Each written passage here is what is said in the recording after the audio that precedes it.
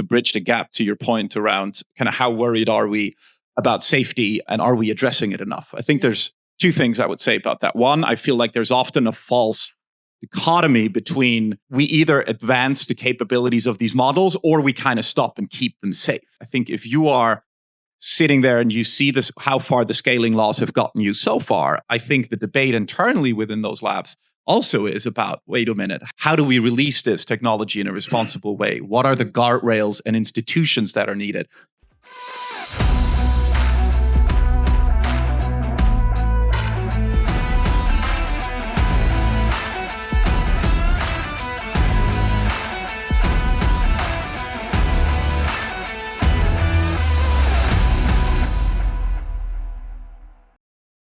How powerful and how quick and how dangerous AI is for us humans, whether it ends up being a tool that we use to improve the world or whether we end up being the tools that it uses to take over the world. One of the things that family offices deal with is, or should be dealing with, is how do we give back? How do we, at the end, use our network and our financial ability to improve the world? I'm super happy to introduce Sarah, Dorothy, Nina, and Sandro on a panel of how to invest in a purposeful way in AI. Good morning, ladies and gentlemen.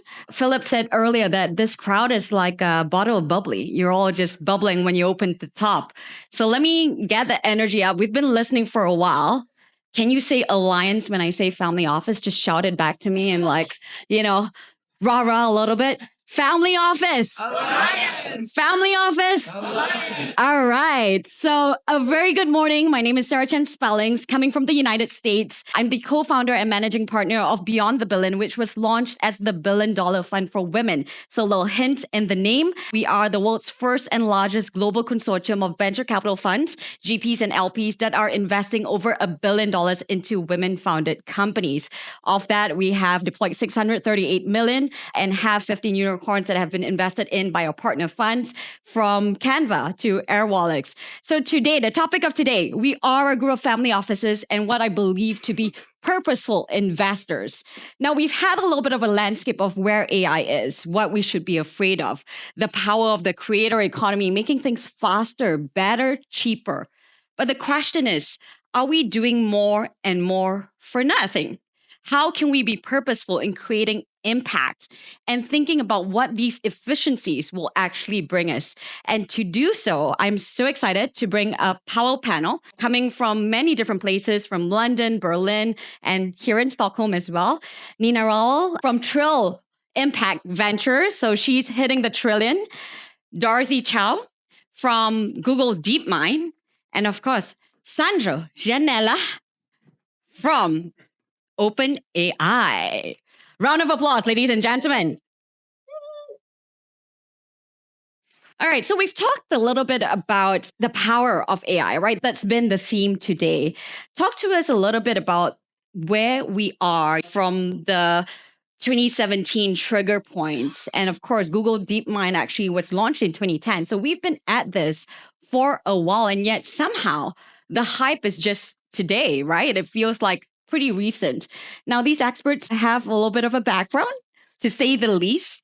Tell us where you think AI is today. Are we just scratching the surface, or what do we have to look forward to? If you look at what's been the current manifestation of AI, which is what we're seeing with generative AI and chatbots and image generation, that's one angle of it. But what I'm most excited about and what I think is more meaningful in some ways is the scientific application. So I'll give you a few examples. In case you didn't know, Google DeepMind was working on a decades-long problem called protein folding. And before you all roll your eyes, if you remember during COVID, the way that we called it coronavirus, right? And that spike protein was what we were creating all the therapeutics to bind to. We created a solution to be able to structure those proteins and predict them, which used to take 4 years of a PhD to structure a single protein. We've figured out how to structure them and released all 200 million known proteins in a single database. So that's over 1 billion years of research condensed into one. So you're looking at an acceleration in drug discovery that's incredible for all kinds of reasons. And those proteins can also be used for cleaning up plastic waste in the oceans and things like that. Second example in science is alpha missense, which we've used to basically, genetic mutations are all very, very complex, but we've been able to detect whether they're benign or harmful with alpha missense. And then on the sustainability side, there are things we're doing around weather prediction that are making 10-day weather predictions much more accurate than before, especially in cases of extreme weather. So there's more time for people to prepare. Climate change is coming. It's something we need to be able to do.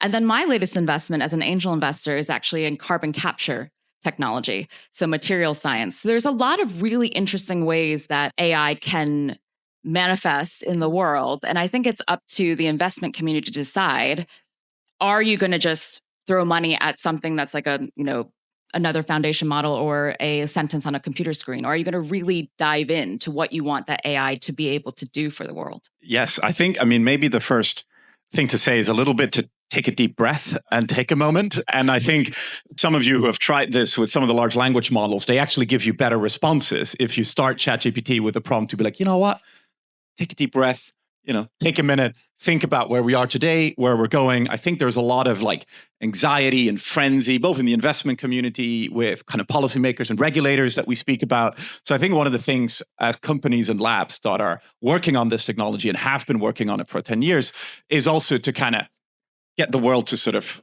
calm down just a little bit and really think about, where is it coming from? Where is it today? And where is it going? If you talk to researchers who've been doing work on these language models, and I also know there's kind of some in the room actually and other speakers who've been there, the advancement didn't really come as a surprise. The ingredients in terms of the capabilities on the compute side, the ability to train on these large data sets, and kind of the algorithmic breakthroughs that are underlying these current models were there to see. I think the interesting thing that we also were surprised, so there's this kind of infamous Slack thread that a colleague started the day before we released ChatGPT, and it was genuinely seen, and I think that's a misconception. For us, it's a research preview. The product team were 2 or 3 people because we had 3.5, the model that ChatGPT first ran on, was available through our API. And we built these models not with a specific use case or industry in mind.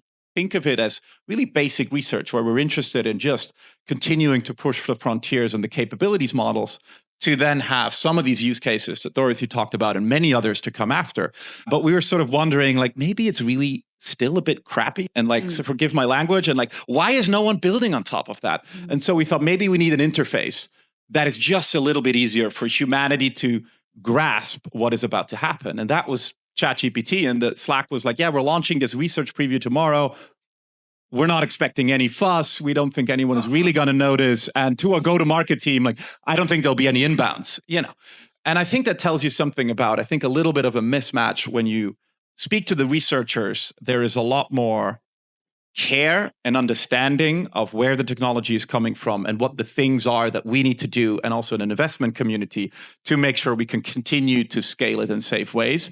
And then there's the product craziness that happened that I think we need to disentangle them a little bit and be as real as we can be about the limitations of the technology today, but also bet on and think about what if the base models and the capabilities and intelligence continues to increase. And I think that's when you have interesting conversations. Absolutely. And Nina, you come from the investment world. Tell us a little bit about Trill Impact as a house and Impact Ventures. And are you seeing markets? I think we just saw the slides earlier on how much is just being invested in AI. Is this a hype cycle that we're in, and how are you leveling yourself as an investor? So first on Trill Impact, so we are aiming to be Europe's leading impact investor, fully for profit, but everything is aligned around the UN Sustainable Development Goals, so very much for good and for profit at once.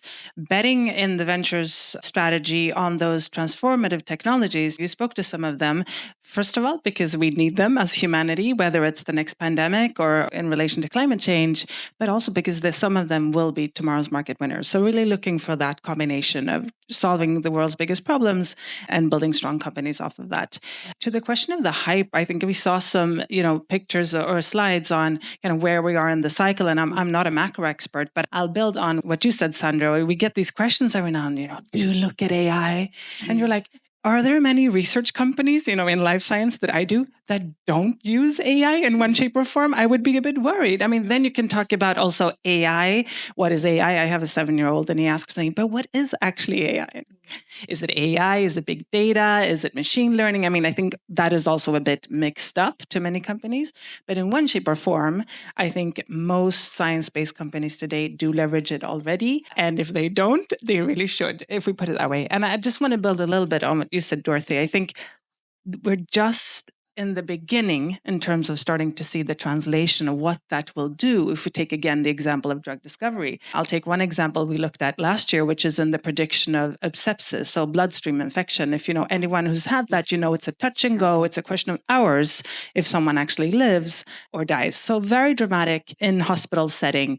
The way you treat that today is in a very trial and error empirical approach of taking one antibiotic, see if it sticks or if it doesn't work, and you go. And you can imagine if it's a question of hours, you give the wrong antibiotic, that is a terrible situation, especially as many of the bugs out there are becoming more and more resistant to antibiotics. So we looked at various companies that just take large data sets. And I usually say AI was made for life science and healthcare because there is so much information and we cannot digest it in a meaningful way. If we cannot do, a brand in 59 minutes, we definitely cannot solve blood sepsis diagnosis in 59 minutes. And so really looking at that ability to predict a couple of hours earlier whether that patient is in the problem zone for bloodstream infection.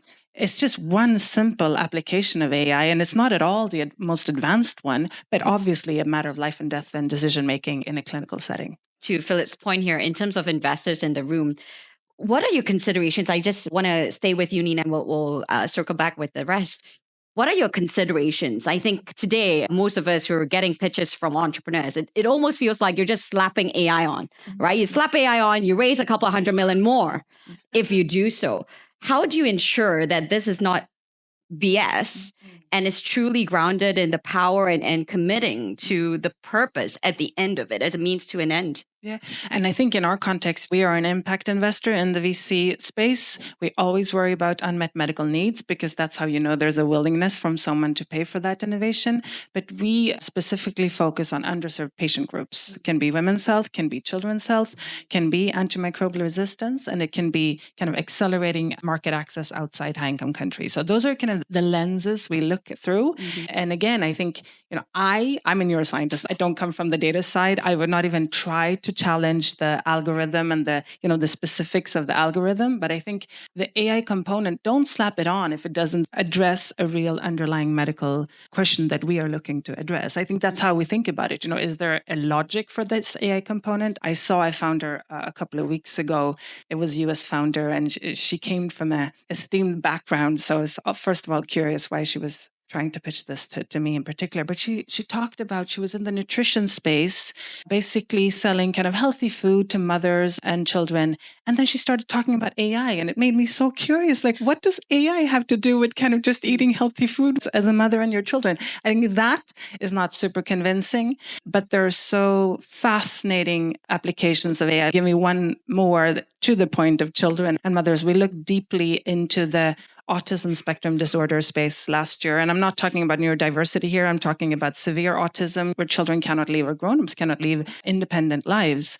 And that is a space where, again, as a neuroscientist, I think we don't understand the basics of autism spectrum disorder. We know information, but we really don't understand the basics of underlying disease, kind of separating large patient groups into smaller disease groups where they all have the underlying mutations and so on. So leveraging that AI opportunity to really go after basically the whole literature, medical literature, looking at very innovative ways of thinking about that, other signs, clinical signs and symptoms. It so happens that it seems like for a certain type of autism spectrum disorder, there's a different length to your pinky finger, if I remember correctly. Some of these things that you wouldn't really think about, but when you pull all those data sets together, you can find interesting ways of identifying patients in a different way, making sure that they're subgrouped in the right way and entering the right clinical trials. I think it's just mind-blowing what we can do if we use AI the right way. Yeah.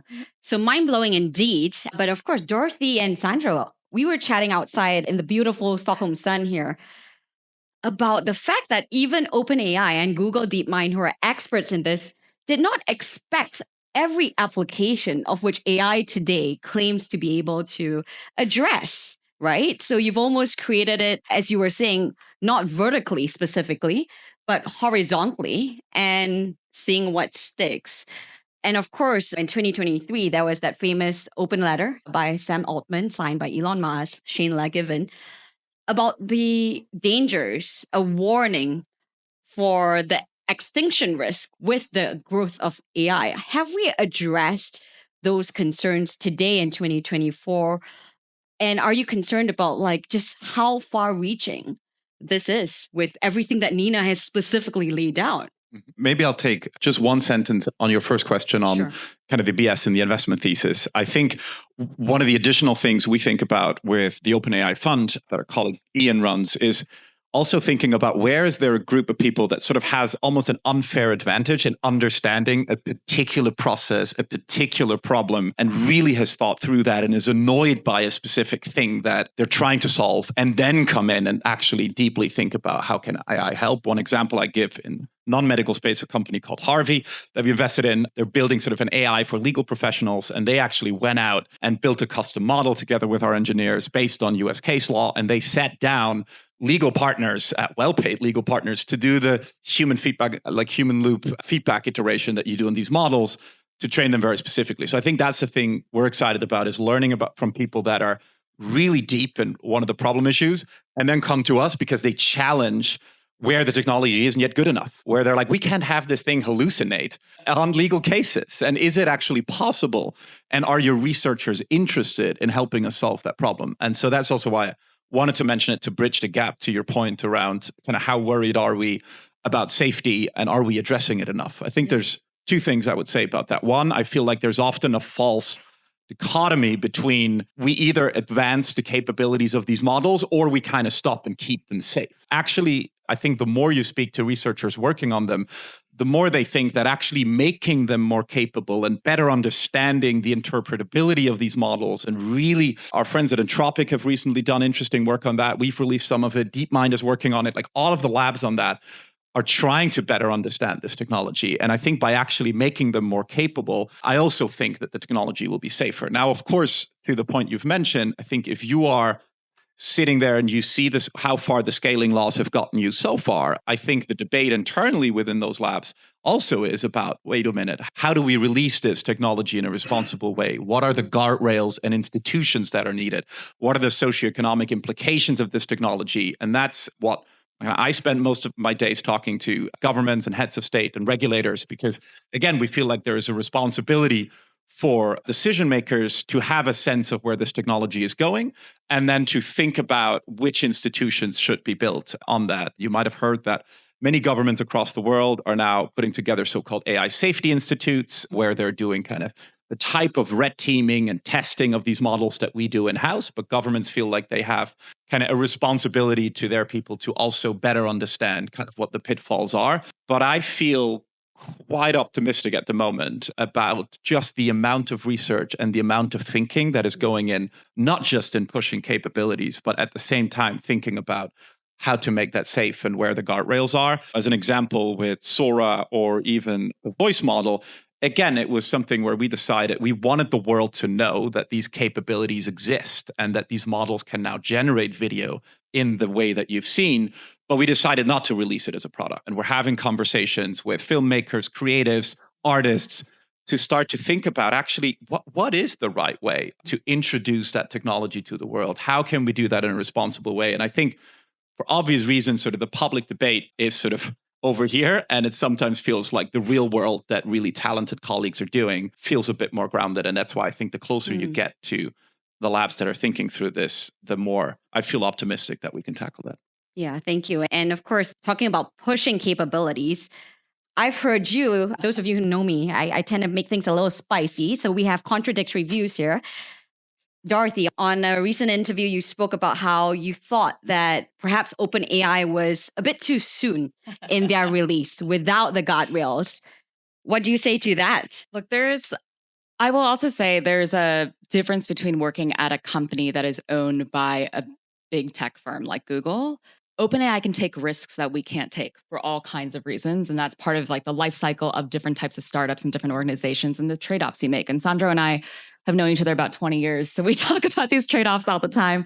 I do think it's really important what Sandro is saying. And part of the reason why we work in policy, by the way, isn't because we're just setting guardrails all the time. That would be terribly boring. When you look at, for example, other tech ecosystems and how policy has to be just as creative as technology is. You think about when we were in school, we were using like Napster and Kazaa, and that was one type of music streaming service at the time. And then the fundamental thing that changed when everybody moved to iTunes, sure, there was like the iPod and things like that.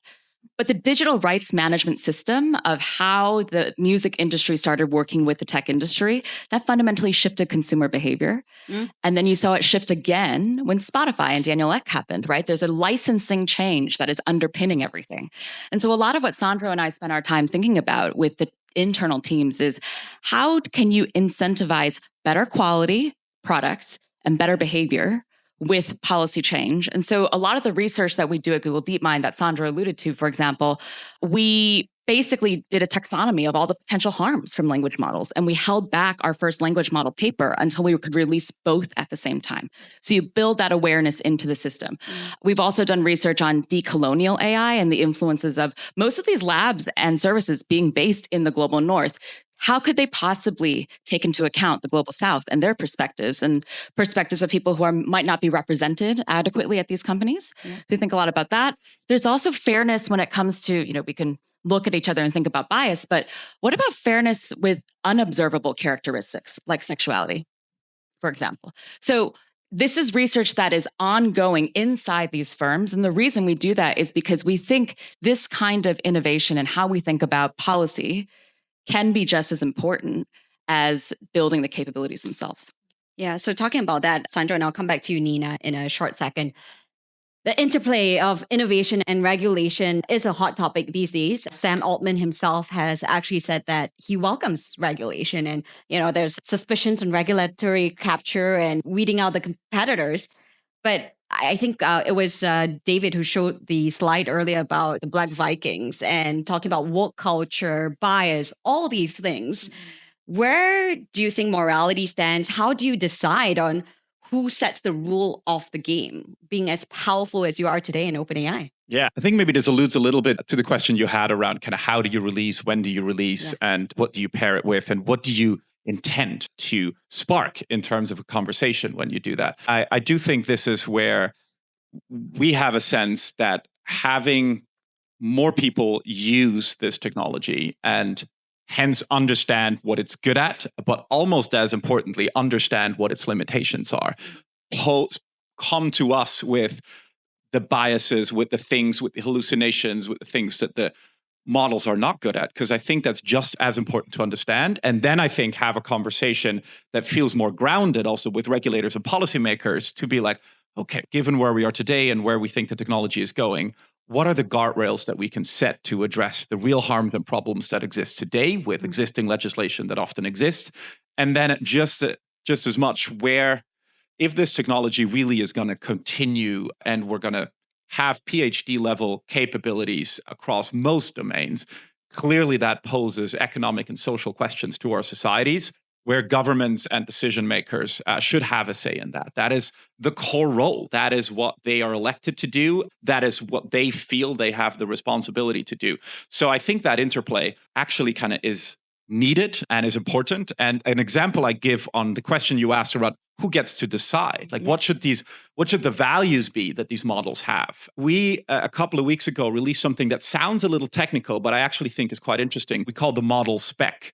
And so this is kind of our version of the values that we want the model to have, and almost the sort of goalposts of if they're kind of competing objectives, what are the answers the model should give? An example is, if someone asks questions around mental health diseases, or it's clear that they're looking for help, one of the easy things, if you just want to get rid of the liability, is just have the model refuse. The famous, like, I'm a large language model, don't come to me with this stuff. Is that the best way for the models to behave? Should we find a way for the models to be capable enough to detect that this is a moment to be empathetic, this is a moment to maybe point users to information that is more authoritative? And the reason we released it is to have that public debate about it, because I think the difference from technologies that passed and the way companies have behaved to now is you really sense that discomfort is maybe too strong of a word, but a sense of the responsibility that is there, and almost begging, to your point about Sam and us, saying like, we need this conversation. We need all of you to wake up to the conversation, and we need you to help us make the right decisions. But it's often not easy. It's hard work to get people to have a conversation about the right things at the right time. Yeah. And you can't always control the politics of it all and the geopolitical situation. Yeah, so I think that's what we're hoping and trying, and what our teams are doing is to navigate that conversation in a way that leads to an outcome where we do more to control the harms that these technologies could expose. Absolutely. So Nina, that brings us very nicely to you, and then we'll open up for one or two questions. As an investor and speaking to the investors in the room, how do we hold our investments accountable and drawing capital, not only just for financial returns, but meaningful outcomes? The power of the check, right? I think that's what we're all here to do, to talk about the power of your check and the vote that you have in your hands for the future. I mean, let's not forget how privileged we all are to be here in Stockholm with the wealth that we have to really make an impact. Nina, your thoughts on holding ourselves as investors accountable? You mean to the potential harms of AI? Yeah, and how to be purposeful in our investments with AI coming as a wave. Yeah. Building on what Sandro said before around, I see AI as an enabler of solving those big problems that we as humanity face. I say that because, of course, that is the lens we invest through. I mean, we saw some of the previous presentations. You can do AI for anything. And I don't know how to speak to that because I don't understand that. But I think through the lens of improving medical outcomes for people, I think it really, the question really starts for us around what is, again, like the next pandemic. We know it will happen. We don't know what it will look like. And we're hearing over the past weeks that the world cannot unite around a new pandemic treaty and so on. So we know what some of these very big problems that face humanity are. And that is really the goal we're trying to drive towards, purpose, improving human health, and then using AI towards that benefit. I think it has to be in that order. And we've had so many conversations internally around kind of AI, and we get these questions, but what if this is early stage investing? What if the companies pivot and decide to do something fundamentally different? And I guess that's kind of our analogy, what you're saying, you release something to the world and you don't know what the world will do with that. I think, as long as we are there in the boardroom, we are a so-called Article 9 fund, we will do everything in our power to say that is not the goal here. And maybe this has been said earlier in the meeting, the way I sit with it is that there's no doubt that there are some really terrible things that can happen with regards to investing in companies and giving them capital and the wrong things happen. But I think the net opportunity is huge with regards to thinking about how it can help us understand the human body and pathology and how we address human disease. Yeah, so tangibly, do you actually have a process for when you think about all these new technologies, ethical considerations? Absolutely. It's part of our due diligence process. We will go out, speak to experts and understand, what could possibly be the ethical dilemmas around this. This is not AI, but I'll draw as an analogy. We look very closely at the gene editing space, which is one of my favorite spaces because it is so transformational. I think you've heard the stories of the blind children, they can see again, deaf children that can hear again. I mean, it's biblical in the proportions of what gene editing can do. It's the same as with AI, very thorough conversations around what are the ethical considerations. I think the beauty still, I know this is going to maybe sound one-dimensional, but the beauty in the health space, medical space, regulated space is, of course, that there are regulatory authorities. And you spoke to how they have to be, up to speed. But I mean, if you're playing within the regulated markets, you cannot just launch things without these considerations also having being considered. Yeah, I would agree with you, Nina. So I spend a lot of time investing in undervalued markets with overlooked founders. And I think that is in AI specifically. And I think it's really important because Sandro and I have been both spent time in Silicon Valley and in Europe. And the vast majority of founders that are getting funding in AI are very one-dimensional.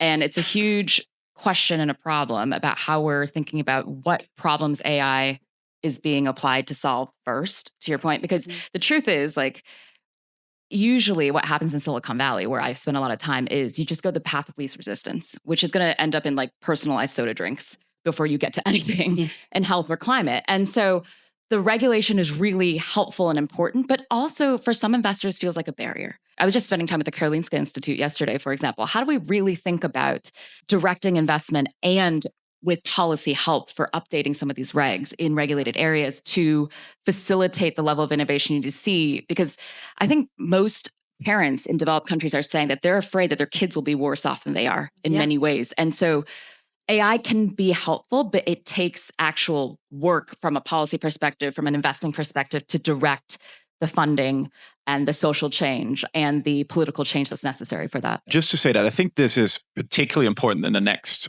1, 2, maybe 3 years, because I think we also all realize that the way the world is going to react, accept, and provide all of these companies and institutions that are pushing the frontier, what I call sort of a social license, not just to operate, but to continue to advance, I think is in large part going to depend whether we can tangibly show that real problems are being solved or that money is flowing into communities that can now solve problems that they previously couldn't. And I worry, like Dorothy, about the same thing, where I think it is going into kind of the usual places. And I'm not saying it shouldn't go there. And that's fine if you're solving that. But I really hope with the advances of this technology and what we've heard earlier today as well, is that it's going into really purposeful problems that we know are urgent and that we know need solving, and that we're doing it in a way that advances the capabilities of this technology to push those that are developing it to really think about different things than they used to think before in the Valley. Yeah. We'll come back. I see a question in the audience. This is the time for questions, and then she'll answer. Max, you look like you have a question.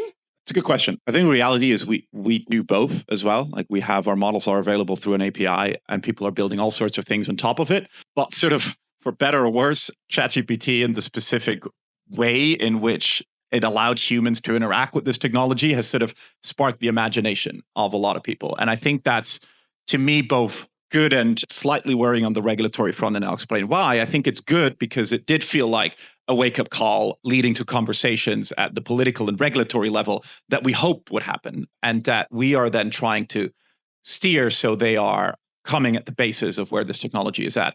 I think the slight worry I have on it is that it has people think through that one application as the thing that this technology was created for, which is, to me, absolutely not the case. I think I continue to view it as a research preview and as a way also with the multimodal things we're doing with 4.0 and the voice mode that we've released a couple of weeks ago, not necessarily as a finished product, but as a glimpse into what this technology can help solve. And I think it is good that there are labs that are doing that on the scientific frontier. Other labs are doing that kind of with more human to computer interaction and have people start to think maybe there's a way we stare less at our screens. That's my personal hope with an 11 and a 13-year-old. I allow that because obviously they're like, yeah, you're not going to stop us from using ChatGPT for homework, are you? And so the deal I have with them is they can only use it in voice mode. So I have like an old phone, I have it in voice only, and she's sitting there doing her math homework and she's like, hey, I'm having trouble understanding this concept. Can you explain it to me? She is rehearsing her things with and giving feedback, getting feedback on it. So yeah, I think both is good. I think this technology, we wrote this paper called GPTs or GPTs, a little bit tongue-in-cheek in terms of general purpose technologies to look at the economic impact mostly. But I think it's good that there are so many different approaches and that we have both individuals and institutions and scientists grapple with this technology and where it's going. Yeah, we have a second question. How do you handle unrestricted AI training that could be highly unethical and kind of set the guardrails? And I guess it's kind of directed more on this side of the panel, because you have, the big Google, who kind of has to be ethical and kind of stay within that, but still you want to be in the forefront. And then you have OpenAI, which is still fairly unproven in the big scale of things, but you can be more agile. How does that kind of balance between you guys? I would say that a lot of what we think about as like a elder sibling in the space. I've been at Google DeepMind for 7 years, by the way, and it's changed every single year. A lot of these behaviors when you work in emerging technologies is the normative behaviors are set by the first movers. So we think about staying at the forefront of the technology so that we can set those terms. And we also work really closely with OpenAI, Anthropic, and others just to think through what are the normative behaviors we want to encourage. And also, frankly, how we think about regulation down the road. I think you are thinking through like proto-regulatory states of what we need to share with governments now so they understand what's happening. I mean, Sandro and I spend a lot of time with people who literally, can't tell you how the internet works. So we have to think through how we get some of this knowledge transferred into government.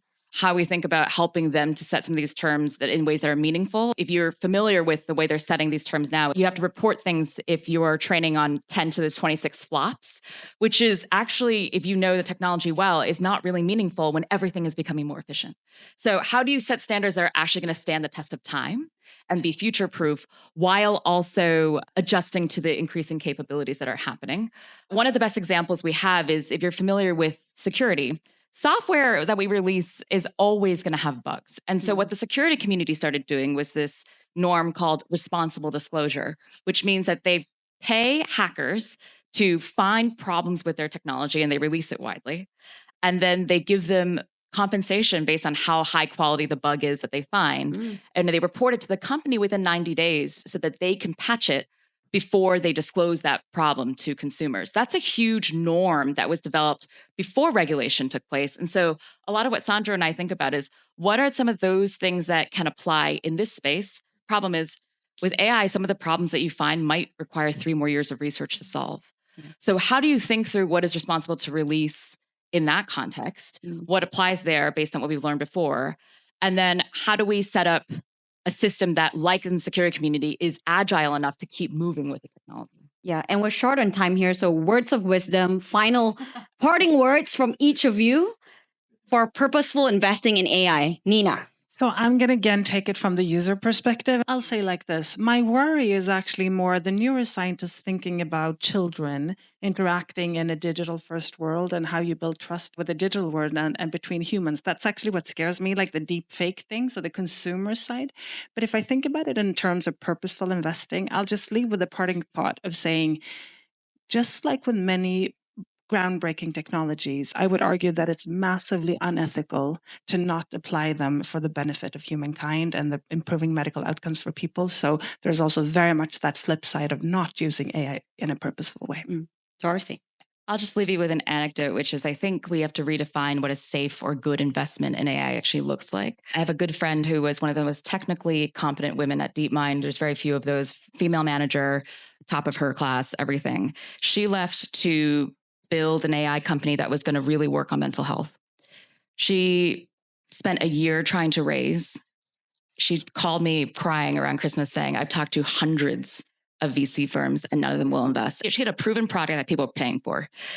A lot of my male counterparts who have like just words on a screen are raising millions of dollars.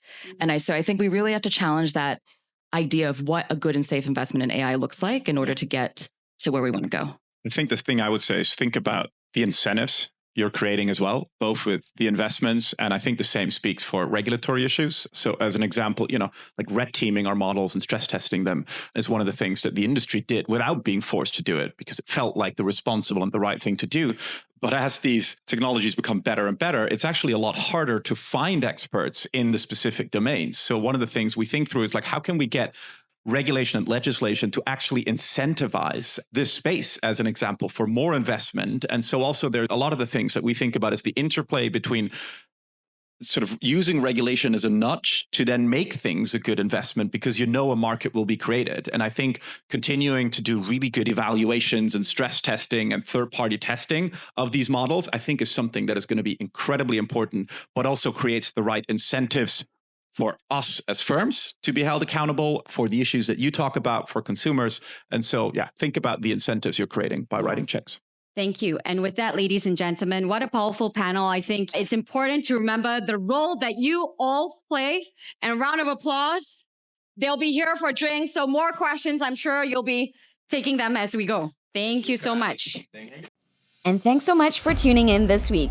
You can subscribe wherever you get your podcasts and follow our socials on Sarah Chen Global to get the latest on the show.